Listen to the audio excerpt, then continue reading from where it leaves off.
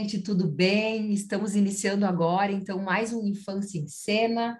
E hoje temos uma convidada muito especial, que é a Ilma Kelly, educadora lá de São Paulo. Ilma, me lembra o nome da tua cidade que eu me esqueci? Então, eu estou em São Paulo, capital. Aqui é um bairro bem grande que ficou famoso depois da Copa que teve aqui, que é Itaquera. Ah, Itaquera é o bairro.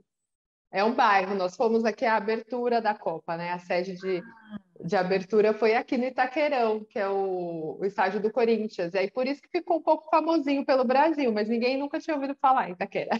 Olha só, tu sabes que quando tu mencionava Itaquera, eu achava que era o nome da cidade pertencente a São Paulo. Então é São Paulo Ah, capital mesmo, tá São certo? Paulo, capital. Mas aqui é tão grande, é maior até do que muitas cidades, porque é um dos maiores bairros, né?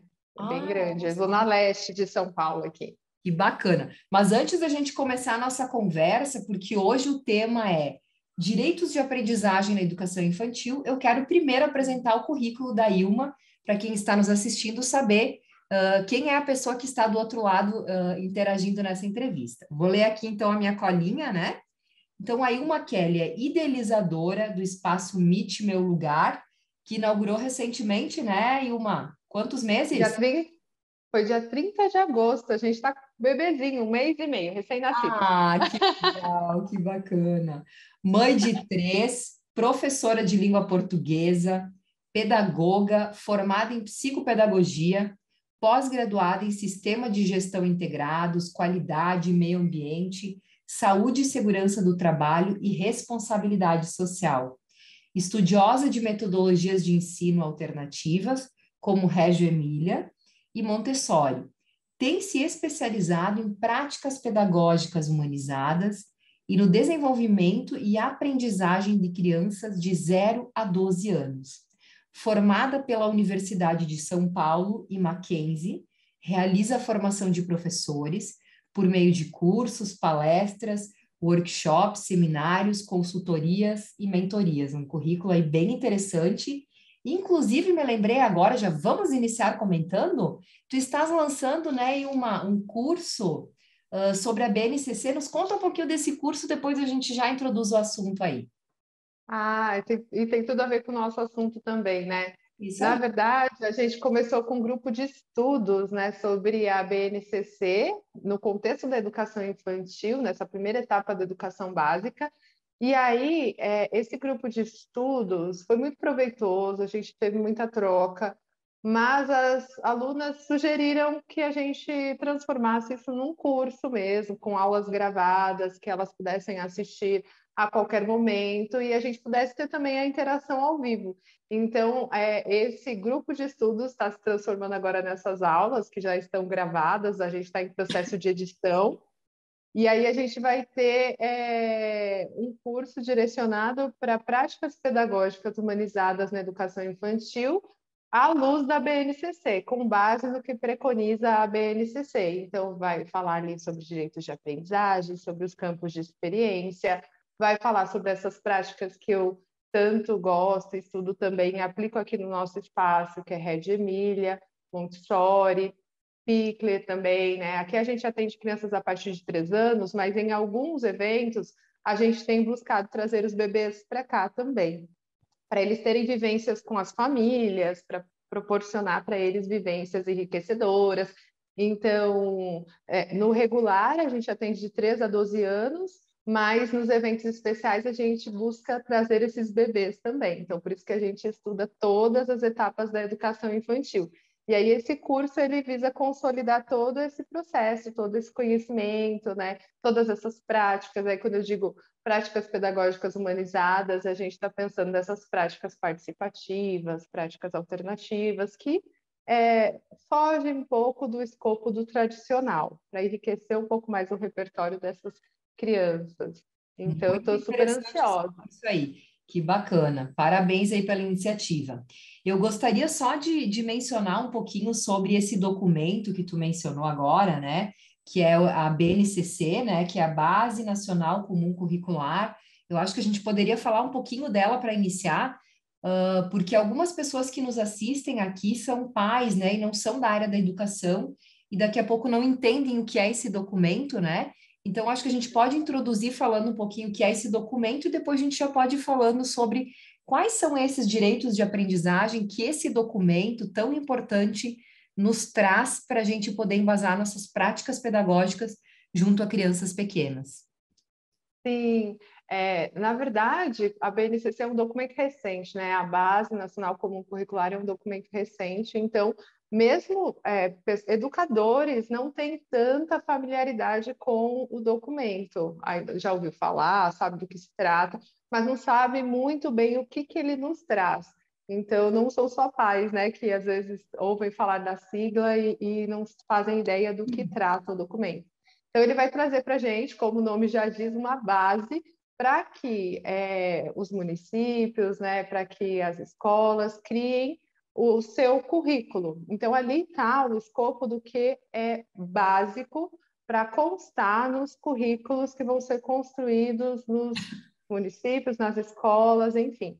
E aí, a partir desse documento, a gente vai ter lá, ele é baseado em leis, né? Baseado nas diretrizes, baseado em tudo que veio sendo construído desde então, mas ele é também para atender a legislação, porque está previsto lá na Constituição, né, no artigo 5º, que a gente, né, a nação, precisaria ter uma base comum curricular. Então, ele veio também para atender a legislação. Então, algumas pessoas torcem um pouco o nariz porque é um documento político, né? Para atender um requisito político, de políticas públicas, mas isso, na verdade, é positivo, porque ele nos dá um respaldo para que a educação básica tenha pelo menos uma base comum, né? Para que todos tenham ali as mesmas diretrizes a serem seguidas e tudo mais. Eu acho que isso é muito positivo. E outra coisa muito positiva do documento é que ele traz a etapa da educação infantil como a primeira fase da educação básica. Então, a primeira etapa é o fundamento da educação básica, é o primeiro contato que a criança vai ter com o processo de escolarização. E esse primeiro momento, essa primeira etapa, ela precisa ser muito criteriosa, precisa ter uma sistematização, então precisa ter uma orientação, precisa que os educadores estejam alinhados com os princípios que estão ali, e aí é muito positivo porque define os direitos de aprendizagem da criança, então a gente precisa garantir esses direitos, define ali os campos de experiência que podem ser explorados, que devem ser explorados no contexto da educação infantil, e tira um pouco esse foco que antes existia, né? E a gente se formou e ainda tinha essa visão de que a educação infantil não era uma educação em si, mas era um assistencialismo, né? Não que o Cuidado apenas. cuidar... E aí eu digo assim, tem gente que fala, era só cuidar, mas só cuidar é muita coisa, né? Só que é um cuidar com um olhar formativo mesmo, daquele sujeito que vem para a gente precisa desenvolver ali habilidades, ajudá-lo a desenvolver essas habilidades, na verdade, e saber o que está fazendo, né? E eu acho que a base traz para a gente essa possibilidade de ser muito mais intencional na nossa prática desde a mais tenra idade, desde 0 anos, né? A base prevê a partir do zero. Então, eu acho que é muito positivo em razão disso. Muito bem. Nós temos aqui, então, nós combinamos, né, conversamos algumas questões que a gente achava interessante tratar nesse programa de hoje, né? E eu tenho aqui registrado, então, para a gente começar a falar um pouquinho sobre quais são esses direitos de aprendizagem, né? Para a gente poder elencando e mencionando, para a gente poder entender também o quanto essa base ela é muito interessante, porque o que ela traz, eu particularmente acho assim muito interessante, não só da educação infantil, quanto dos anos iniciais, né? Que eu também tive a oportunidade de conhecer, enfim, eu acho que é muito enriquecedor, assim, porque na verdade traz, bem como tu mencionou, subsídios para que todos tenham uma linha base para a gente poder estar um pouco nivelado, né? Porque apesar de estarmos no ano de 2021, nós sabemos que existem muitas escolas, muitas instituições educacionais que ainda trabalham muito voltadas com o cuidado, e tu até mencionou, né, que só o cuidado já é muita coisa, mas às vezes é um cuidado que não é bem cuidado, né? Na verdade, é um deixar as crianças passarem o tempo ali, sob os olhos de adultos, né? Uhum, Então, não é bem um cuidado, porque quando a gente traz esses direitos de aprendizado, né, a gente entende um pouquinho mais sobre o desenvolvimento da criança e o que ela precisa, a gente cuida, mas com o olhar de quem conhece, né? E uhum, não o olhar de quem está apenas ali para cuidar para que não se machuquem, para dar o alimento, não apenas isto, né? Mas uhum. para poder trazer para os ambientes, assim, para as instituições onde estão as crianças pequenas, mais possibilidades de desenvolvimento. Eu acho incrível esse documento, eu acho que a gente pode explorar bastante, mas vamos lá, Ilma, nos conta aí então, fala um pouquinho aí sobre esses direitos de aprendizagem. Então, como você está dizendo, né? Quando a gente fala do cuidado, né? Só cuidar para que a criança não se machuque, cuidar para que a criança esteja limpa e alimentada, a gente está falando de algo muito raso. Aí eu digo que é bastante coisa, porque é essencial que a criança tenha isso também. Mas quando a gente fala do educador, o educador ele faz tudo isso de uma maneira intencional. Então, ele sabe que quando ele vai dar banho na criança, por exemplo, ele vai desenvolver nessa criança é, habilidades também, vai trabalhar com os sentidos da criança, vai desenvolver. Isso que vai diferenciar, né? O leigo, né? Os pais, enfim, os cuidadores ali do âmbito familiar, de um educador numa escola de educação infantil ou em um outro ambiente não escolar que trabalhe com práticas pedagógicas. Então, é essa intencionalidade. E para ter essa intencionalidade, você precisa conhecer e saber o que, que você precisa garantir. E aí, por isso que a BNCC traz esses direitos de aprendizagem. E aí ela vai falar de 6 direitos de aprendizagem, aí a gente cita um pouquinho de cada um deles e como que a gente pode fazer eles acontecerem, esses direitos acontecerem no âmbito da educação infantil, que é conviver, brincar, participar, explorar, expressar e conhecer-se. E aí a gente fala assim, nossa, mas são direitos que acontecem, né, no dia a dia. Mais ou menos, né? Se a gente pensar, por exemplo, no contexto da pandemia, a convivência foi um dos direitos mais afetados, porque a criança ali, ela estava convivendo com né, o seu núcleo familiar, no máximo, e muitas vezes as crianças um pouco maiores interagindo com outras crianças somente por tela, somente à distância, com outros familiares somente à distância. Então, se a gente parar para pensar, foi um direito difícil da gente garantir nesses últimos quase 2 anos, né? As crianças que nasceram nesse período, e aí eu tenho uma bebezinha que nasceu nesse período, ela está com 1 ano e meio, nasceu dia 11 de abril do ano passado, então foi bem no Da olho do pandemia. furacão, Uhum. bem no começo da pandemia.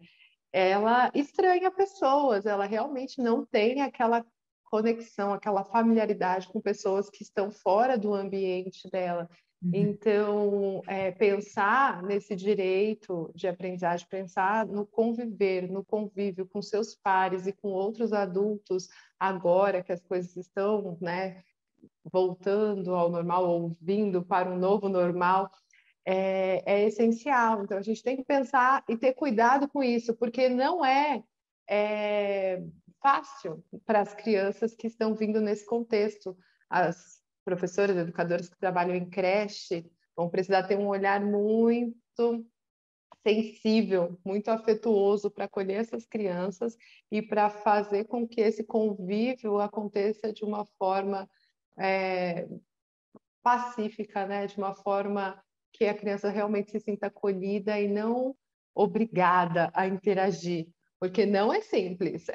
Eu digo por experiência própria das crianças menores que vêm para cá, de 2, 3 anos, né? Que a gente recebe aqui no espaço, e também com a minha pequena ali, que conviver não pode parecer absurdo, né? Porque seres humanos precisam do convívio, mas conviver não tem sido um direito fácil da gente garantir e não tem sido uma prática fácil da gente introduzir no cotidiano dessas crianças. Então tem que ser feito com muito cuidado. Não sei como acontece também aí né, na Brinca, como tem acontecido aí com vocês, mas por aqui a gente tem visto que não está sendo tão fácil fazer com que as crianças interajam. E eu acho que no online também a gente perdeu um pouquinho da oportunidade de manter essa interação e ficou muito preocupado em passar conteúdo, em atender programas e rotinas e apostilas e índices educacionais, né, de avaliação e testes, enfim. Ficou muito preocupado com essa parte burocrática e perdeu a oportunidade de gerar esse senso de convívio, mesmo que à distância, sabe? Uhum. Então, é preocupante mesmo a gente pensar nisso. Tu sabes que eu queria me deter um pouquinho nesse primeiro direito, que é o conviver, porque, na verdade, ali na Brinca, o que que a gente tem observado, assim, que tem sido um laboratório muito rico, assim, só para lembrar o quanto é importante esse direito. Tem sido um laboratório incrível para as crianças, porque lá na Brinca eles têm a oportunidade de interagir de uma forma livre, ou seja, sem o direcionamento do professor. Por exemplo, a criança chega na Brinca, ela tem a oportunidade de escolher com que ela vai brincar, com quem ela vai brincar, qual criança e com qual brinquedo, qual brincadeira. Essa liberdade, ela abre para a criança se posicionar diante das suas escolhas, né? Então, tem situações que acontecem, seguindo lá na Brinca, por exemplo, da criança escolher três coleguinhas e chega um quarto coleguinha e ela diz, mas eu não quero brincar com você, né? Então, olha o dilema que se cria aí e como a gente tem muito tempo e o nosso propósito é justamente trabalhar essas questões de uma forma muito intensa com relação à convivência das crianças, a gente tem tempo para trabalhar isso de um jeito que não é empurrar a criança e dizer, como assim tu não quer que ela brinque contigo? Vai brincar sim, né? Se a gente for pensar de uma forma rápida, vamos resolver o problema, vai brincar. Mas o que que tem por trás disso? Será que ele não tem o direito, né, de dizer, olha, nessa brincadeira vão ser três. A gente já estava elaborando a brincadeira, quem sabe numa próxima, né? E também tenho Uhum. percebido que nessa possibilidade que nós estamos dando às crianças de conviverem de uma forma muito intensa e sem tanto direcionamento, tem aparecido muitos conflitos. Uhum. Inclusive, a gente percebe conflitos bem intensos de crianças assim que se explodem, né, que gritam e que a gente observa, conversando sempre com as famílias, que pode ter muitos resquícios aí do que foi vivido na pandemia, principalmente no ano passado, que foi bem intenso, né? Teve a Uhum. questão do medo, das notícias de morte, pessoas da família que morreram, aquele medo de se encostar nas pessoas, visitar os familiares. E aí, agora, Uhum. esse ano, começaram a frequentar, porém, a gente percebe que tem alguns rompantes aparecendo, né, no comportamento das crianças, e que bom que Uhum. elas têm a oportunidade de estar num lugar que permite que isso apareça, porque aí a gente vai trabalhando, acolhendo e fazendo com que aos poucos ela vá se reorganizando nesse novo Uhum. momento. E é através da convivência que isso tudo vem à tona, né?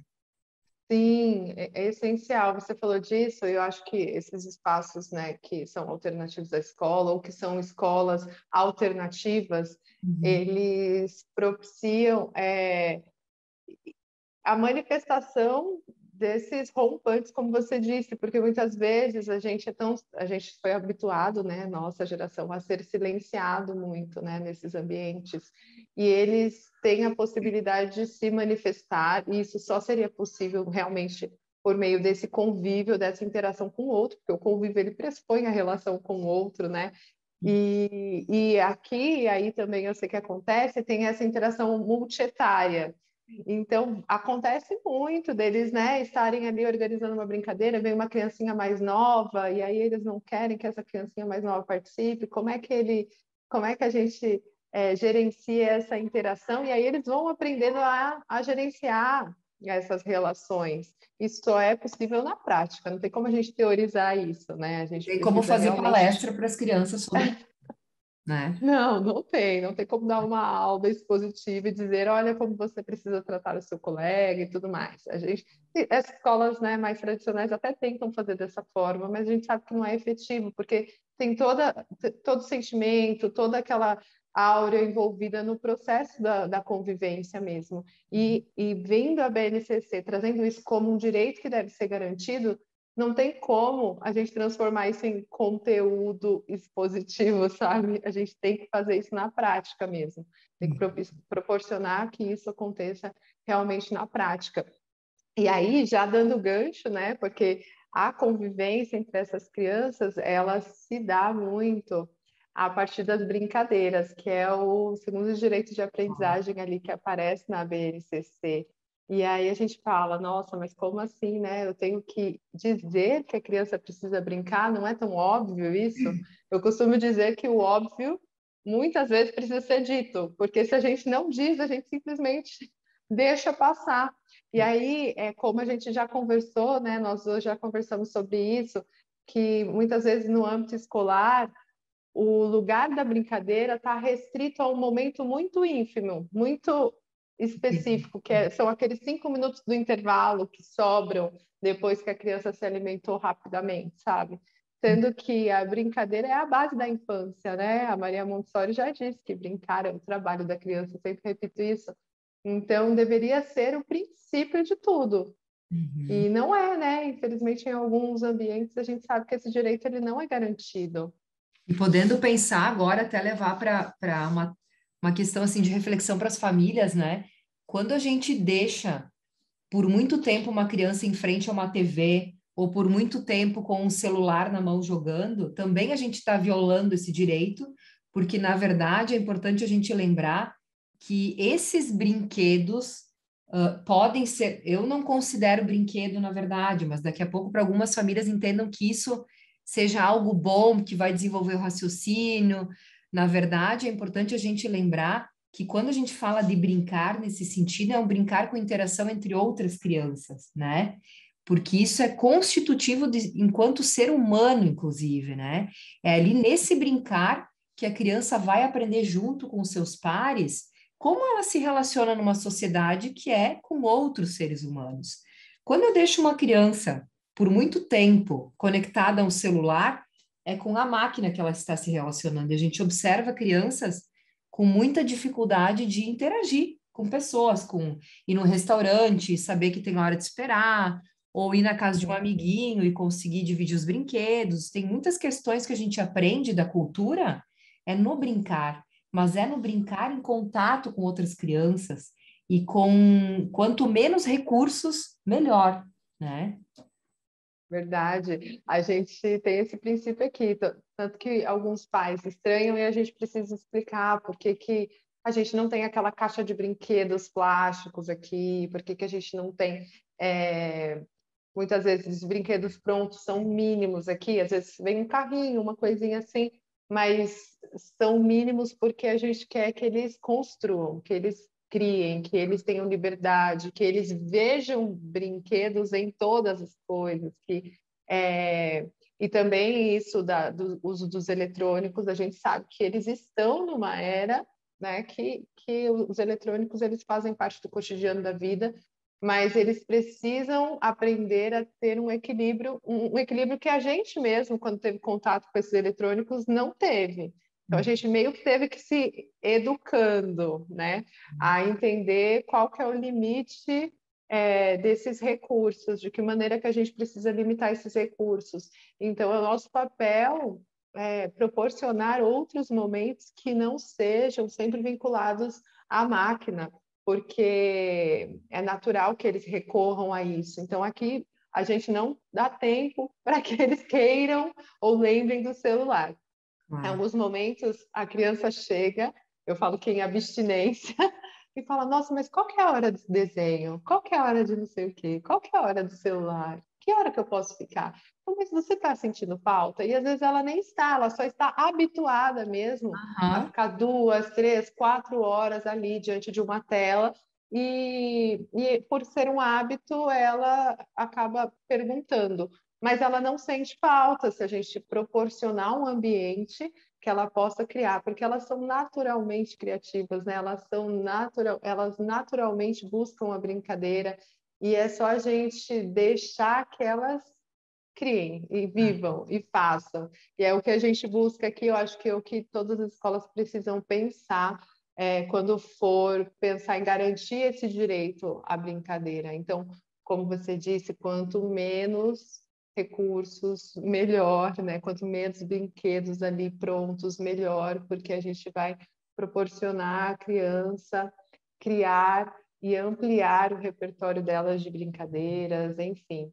E isso vai ser extremamente enriquecedor para o processo de desenvolvimento e aprendizagem dela, porque é só nessa fase, né, que a gente brinca, é verdade? É Então, verdade. por que não deixar isso acontecer de maneira livre, realmente? Sem tantas interferências.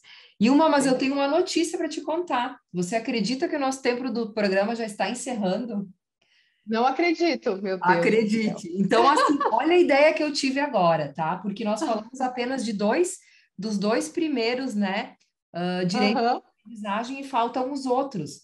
Que tal se a gente fizesse um próximo programa com a segunda etapa, né? A gente fez a primeira, fizemos a segunda e damos sequência aos restantes dos objetivos de aprendizagem. Pode ser?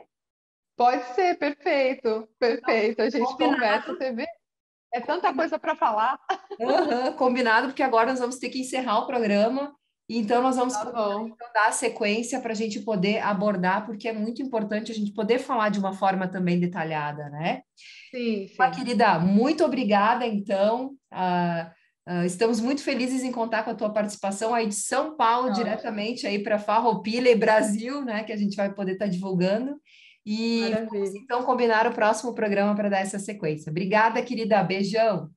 Por nada. Tchau, tchau. Grande beijo. Tchau. Até.